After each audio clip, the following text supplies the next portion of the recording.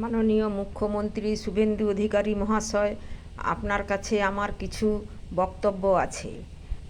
আপনি মুখ্যমন্ত্রী হওয়ার পর ঘোষণা করেছিলেন যে মেয়েদের জন্য আপনি ফ্রি সার্ভিস সরকারি বাস চালু করবেন। সেই মতোই কিন্তু ফ্রি সার্ভিস চালু করেছেন, কিন্তু সেই ফ্রি সার্ভিস সরকারি বাসে চালু করার ফলে মেয়েদের যে অভিশাপ না আশীর্বাদ সেটাই আমরা বুঝতে পারছি না। আমি মূলত উত্তর নরঘাটের মেয়ে। আমি ওইখান থেকেই মাতঙ্গিনী সেতুর কাছ থেকে হাওড়া আলমপুর পর্যন্ত প্রায় যাতায়াত করি সরকারি বাসে, কারণ বেসরকারি বাসগুলো কেউ 80 টাকা, কেউ 90 টাকা, কেউ 100 টাকা নেয়। আমার পক্ষে ওটা দিতে কষ্টকর, তাই আমি প্রায়ই সরকারি বাসে 60 টাকাতেই যাই। সেই মতো যখন আপনি ফ্রি সার্ভিস চালু করলেন তখন মনে মনে কিন্তু খুবই আনন্দ পেয়েছিলাম, যাক তাহলে আমাদের জন্য মুখ্যমন্ত্রী কিছুটা ভাবছে। কিন্তু সেই ভাবনা যে একদম দুর্ভাবনা হবে সেটা আমরা ভাবতে পারিনি। এটা সরকারি বাস কি আমাদের কাছে আশীর্বাদ না অভিশাপ, সেটাই এখন বুঝে উঠতে পারছি না।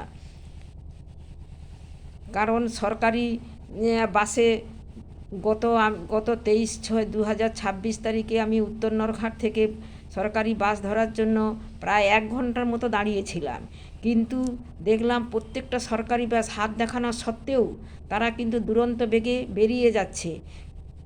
দু একটা বাসের পিছু পিছু কিছুটা ছুটতে ছুটতে গেলাম, কিন্তু তারা এমনভাবে চলে যাচ্ছে যে আমাদের পক্ষে তো ওরকম ছোটাছুটি করা সম্ভব নয়। তাই অগত্যা আমি লোকাল বাসে করে নিমতৌড়িতে গেলাম। সেখানেও গিয়ে দেখলাম একই অবস্থা। সেখানেও আমার মতো বহু মেয়ে দাঁড়িয়ে আছে, তাদেরও একই বক্তব্য যে কোনো সরকারি বাসে আমাদের নিতে যাচ্ছে না। কি হলদিয়াগামী হলদিয়া হাওড়া সরকারি বাস কিংবা দীঘা হাওড়া সরকারি বাস, একই অবস্থা, একই পরিস্থিতি। কিন্তু আমরা ভেবে পাচ্ছি না কেন আমরা এইভাবে অবহেলিত অপমানিত হব। আমরা পয়সা দিয়েই যাব, কিন্তু তা সত্ত্বেও তো আমাদের তো এইভাবে এর মধ্যে দুরবস্থার মধ্যে পড়তে হচ্ছে, সেটাই আমরা ভেবে পাচ্ছি না। তাই আপনার কাছে আমার একান্ত অনুরোধ, আপনি হয় ফ্রি সার্ভিস তুলে দিন, না হয় আপনি কিছু সরকারি বাস নামান যাতে কেবলমাত্র মহিলারাই যাতায়াত করতে পারবে।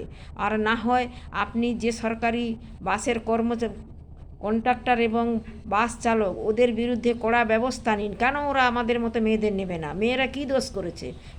ওরা তাহলে কি বিগত সরকারের সময় তো বাস চালাতো, তো তখন কি ওদের কিছু টাকা কি ওদের পকেটের মধ্যে যেত? আপনি মুখ্যমন্ত্রী হওয়ার পর ফ্রি ঘোষণা করে দেওয়ার পর ওদের মনে হয় সেই টাকাতে ভাটা পড়েছে। সেই জন্য আমি আপনার কাছে একান্তভাবে অনুরোধ করছি, আপনি আমাদের এই বিষয়টি নিয়ে একটু চিন্তা ভাবনা করবেন। কারণ আপনি আমাদের মেদিনীপুরের গর্ব, আপনি মেদিনীপুরের গর্ব। আপনার কাছে আমাদের এইটুকু দাবি রইল, কারণ আপনি তো আমাদের উত্তর নরঘাটে প্রায়ই আসছেন। যখন বিরোধী দলনেতা ছিলেন তখনও এসেছেন, এমএলএ ছিলেন এসেছেন, এমপি হিসাবেও এসেছেন। বিশেষ করে আপনি নরঘাট উত্তর নরঘাটের এনএসসি ক্লাবের যে কোনো অনুষ্ঠানে আপনাকে আমরা দেখেছি। হয়তো আপনার কাছে আমরা যেতে পারিনি, কারণ আমরা সাধারণ একজন কর্মী। আমি নন্দকুমার বিধানসভার অন্তর্গত মণ্ডল 4-এর 237 নম্বরের বুথ সভাপতি।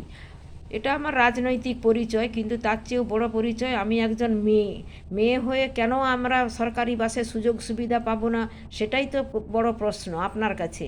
আপনি যদি এই উপযুক্ত ব্যবস্থা না করেন, তাহলে এই রকম ঘটনায় আমরা যে দিনের পর দিন যদি অপমানিত লাঞ্ছিত হতে থাকি সরকারি বাসে, তাহলে আমরা কি করে ভাববো যে আমরা রামরাজ্যে বাস করে আছি, আপনার রাজ্যে বাস করে আছি?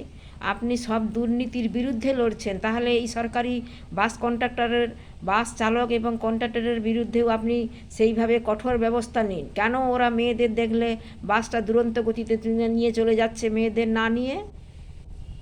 আশা করি আমার এই বিষয়টি নিয়ে একটু ভাবনা চিন্তা করবেন।